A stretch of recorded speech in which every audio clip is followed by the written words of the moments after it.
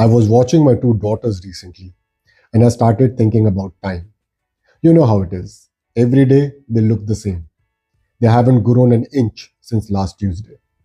But then I looked at a photo of them from 3 years ago and I am surprised. They are entirely different humans now. The change is massive. I realized that the growth was always there, it was just silent. And then I started applying this simple observation to my own life. See, for years, I struggled. As a lawyer, I have court dates, I have clients, I have a family. I will go to the gym hard for 6 weeks, see no results, get frustrated, stop for 3 months, and then start all over again. It was like 2 steps forward and 3 steps back. And then I finally understood why. I wanted the results now. See, nothing substantial ever happens in the short term. I had to change my focus. So I stopped aiming for the perfection, which is impossible, and I started aiming for consistency. I told myself, I cannot go to the gym 7 days a week. That's not sustainable at all. But I can commit to 3 to 4 intense sessions a week. And if you do the maths over 3 years, that's approximately 500 sessions. And once I committed to this 500 sessions formula, I started to see something profound. The physics changed.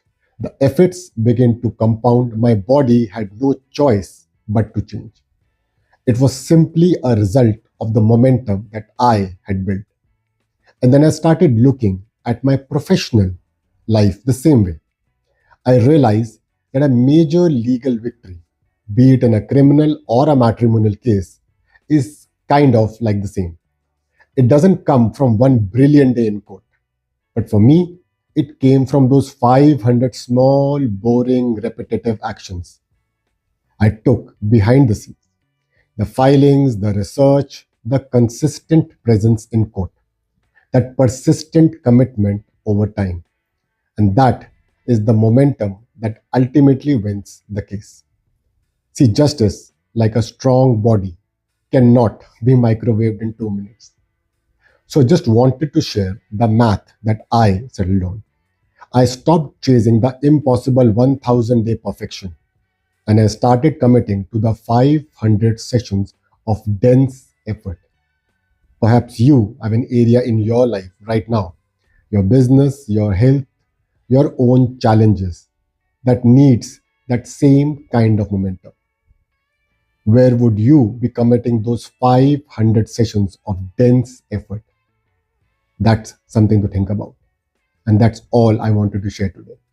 I'll see you in the next one.